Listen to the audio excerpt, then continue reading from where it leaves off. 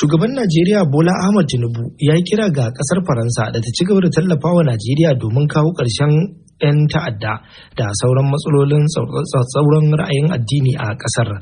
Shugaban ya miƙa buƙatar tasa ce ga jakadiyar kasar ta Faransa mai barin gado Emmanuel Blattman a yayin da ta ji masa sallama, inda ya ce lalle akwai buƙatar a yi gaggawa wajen ganin Faransar ta ci gaba da haɗa hannu da Najeriya wajen ganin an ci nasarar yakin da ake yi da 'yan ta'adda. Daga Abuja ga rahoton Muhammad Kabir Yusuf. A cewar masani kan harkokin tsaro Kabiru Adamu, lalle Najeriya na da buƙatar taimakon ƙasashe irin su Faransa domin a cewarsa akwai matsaloli da yawa da ke addabar bangaren tsaro a Najeriya da ciki ma har da sojoji.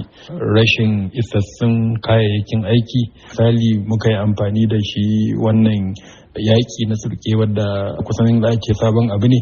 To har yanzu kusan rundunar sojan Najeriya tana koyon dabaru ne na magance shi.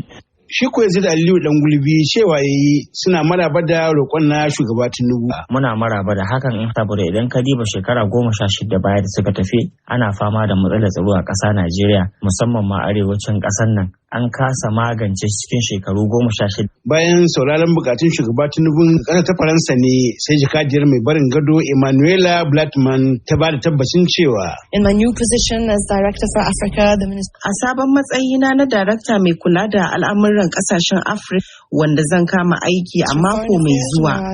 Zan yi ƙoƙari wajen ganin dukkanin bukatun Najeriya sun samu karbuwa, tare da tabbatar da cewa Najeriya ta taka rawa mai muhimmanci. Ba wai kawai akan al'amuran yankin Afirka ba, har ma cikin al'amuran da suka shafi kasashen duniya baki daya.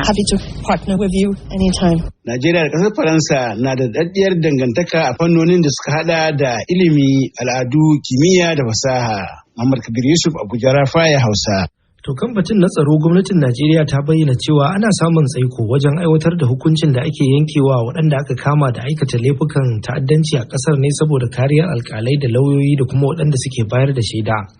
Bayanai da nuni da cewar ya zuwa watan Yulin shekarar bara mutanen da ake tuhuma da zama mayakan Boko Haram kimanin 2,000 aka shirya fara yi musu shari'a kan laifukan da suka aikata. Hukumar EFCC a Najeriya ta karkada fayil ɗin wasu tsaffin gwamnoni da ministocin ƙasar 13 domin sake wayar binciken da ake musu kan zarge-zargen da suka shafi cin hanci da rashawa da kuma almundahanar kuɗaɗen da yawan su ya zarta naira biliyan 853. Jam'iyyar